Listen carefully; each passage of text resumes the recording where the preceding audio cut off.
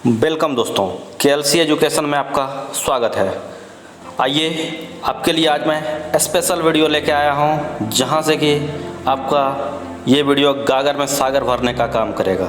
यदि आप चैनल पर नए हैं तो चैनल को सब्सक्राइब कीजिएगा और बेल आइकन को दबाइएगा, और यदि वीडियो अच्छा लगे तो एक लाइक बटन दबाइएगा।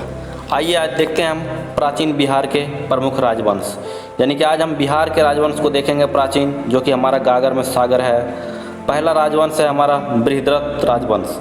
बृहद्रथ राजवंश जो थे मगध के आरंभिक ज्ञात राजाओं में था बृहद्रथ, और उसके नाम का उल्लेख ऋग्वेद में भी मिलता है।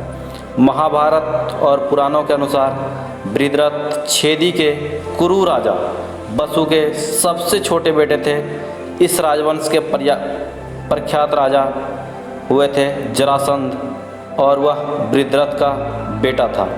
यानी कि जरासंध का नाम हमारा भारतीय इतिहास काफ़ी ही बलशाली राजाओं में लेता है। चलिए देखते हैं अगला राजा। अगला हम राजवंश देख रहे हैं हर्यक राजवंश, जो कि हर्यक वंश के नाम से भी जाना जाता है। इस वंश के संस्थापक बिंबिसार, इन्होंने वैवाहिक गठबंधन के जरिए अपने साम्राज्य विस्तार किया। इसकी पहली पत्नी कौशल देवी कौशल की राजकुमारी थी और प्रसेनजीत की बहन थी। दूसरी पत्नी छेलना लिच्छवी की राजकुमारी थी, और तीसरी पत्नी केशवा पंजाब के मद्र कबीले के राजकुमारी थी। अजातशत्रु ने बिंबिसार का स्थान लिया।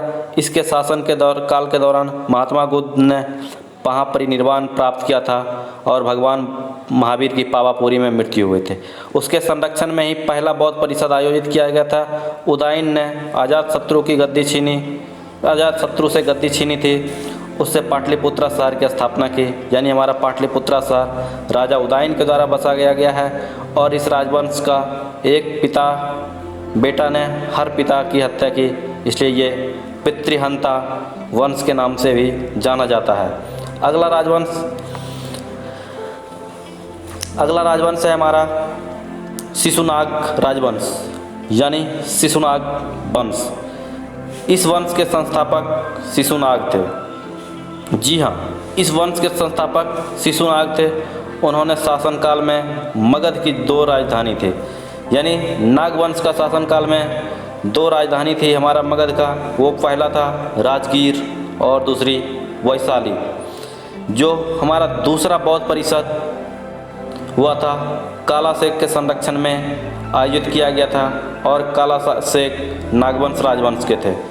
अगला हमारा राजा है नंद राजवंश। महापद्मनंद ने शिशुनाग वंश के अंतिम शासक नंदीवर्धन की हत्या कर इस राजवंश की स्थापना की, यानी नंद वंश के संस्थापक महापद्मनंद थे, जो कि नंदीवर्धन की हत्या कर इसकी स्थापना की। पुराणों में इसे महापद और महाद्विपदी भी लिखा गया है।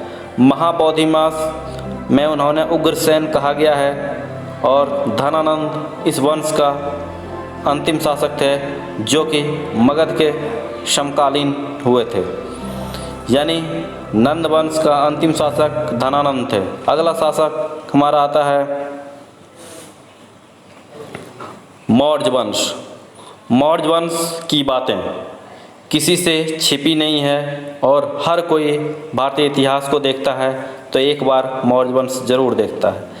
मौर्य काल मानव जाति के अस्तित्व में प्रत्येक क्षेत्र, जैसे सामाजिक, राजनीतिक, सांस्कृतिक, धार्मिक, आर्थिक विकास का साक्षी रहा। प्राचीन भारत का यह भौगोलिक रूप से व्यापक, शक्तिशाली और राजनीतिक सैन्य साम्राज्य था। इस साम्राज्य की राजधानी पाटलिपुत्रा थी। चंद्रगुप्त मौर्य, बिंदुसार और अशोक महान जैसे राजा इस वंश में सुशोभित हुए। इस वंश की गरिमा भारत को एक बृहद और सबसे विशाल भारत होने का गौरव भी प्रदान किया। यह राजवंश हमारा मेगास्थनीज ने मौर्य समाज को 7 जातियों में बांटा था। पहला जाति दार्शनिक, किसान, सैनिक, चरवाहा, कारीगर, मजिस्ट्रेट और पार्षद कहा। उन्होंने कहा कि दायित्व का मौर्य वंश में अस्तित्व नहीं था, लेकिन अन्य भारतीय स्रोत से इस बात सहमत नहीं दिखते हैं। कौटिल्य ने वैश्य और शूद्रों को सेना में भर्ती करने की सिफारिश की थी, लेकिन उनका वास्तविक नामांकन बेहद संदिग्ध है। उन 4 जातियों के अस्तित्व की बात की। शूद्रों की स्थिति में सुधार हुआ। वे काफ़ी हद तक किसान और घरेलू नौकर जैसे जमीन की खरीद सकते थे। ये भारतीय इतिहास में एक स्वर्ण काल यानी स्वर्णिम अक्षरों से लिखा जाने वाला वंश है हमारा मौर्य वंश। चलिए अगला हम लोग वंश देखते हैं। अगला वंश है हमारा शुंग वंश। हमारा शुंग वंश के संस्थापक पुष्यमित्र शुंग थे, जो कि काफ़ी शक्तिशाली राजा हुए। उन्होंने 2 बार अश्वमेध यज्ञ कराए, जिसकी पुष्टि अयोध्या के शिलालेख धनदेव से होती है। महान संस्कृति आचार्य पतंजलि मुख्य पुजारी थे, यानी इनके दरबार में सुशोभित थे। पुष्यमित्र के बाद अग्निमित्र ने गद्दी संभाली। वे कालिदास के नाटक मल्लिका निमित्र के नायक थे।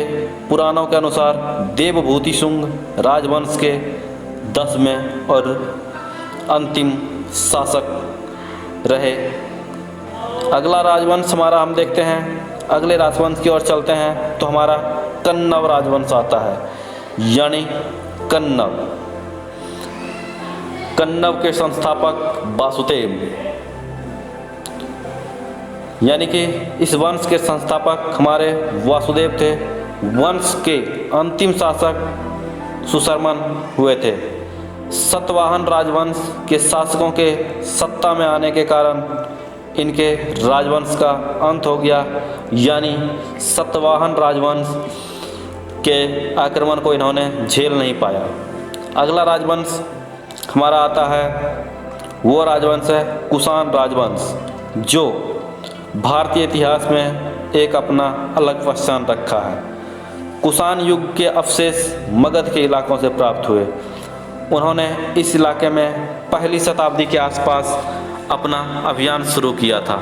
कुषाण शासक कनिष्क के पाटलिपुत्र पर आक्रमण करने और अपने प्रख्यात बौद्ध भिक्षु अश्वघोष को ले जाने का एक सबूत देता है कि कुषाण राजवंश भारतीय जमी पे एक नया इतिहास लिखा। चलिए इसके बाद हम अगला राजवंश देखते हैं। अगला राजवंश है हमारा गुप्त साम्राज्य। गुप्त साम्राज्य भारतीय इतिहास का स्वर्ण युग, यानी कि यह राजवंश प्राचीन भारत में दूसरे साम्राज्य की स्थापना का प्रतीक है। गुप्त वंश के शासकों ने एकीकृत प्रशासन के तहत भारत के अधिकांश हिस्सों पर कब्जा किया। गुप्त वंश और मौर्य वंश का प्रशासन में केवल एक अंतर था। मौर्य प्रशासन में प्रशासन और सत्ता केंद्रीकृत थी, लेकिन गुप्त शासनकाल के प्रशासन और सत्ता विकेंद्रीकृत थी। शिलालेख से पता चलता है कि गुप्त वंश के पहले राजा श्रीगुप्त थे, यानी गुप्त वंश के संस्थापक हमारे श्रीगुप्त थे। चलिए अगला राजवंश हमारा आता है प्राचीनता का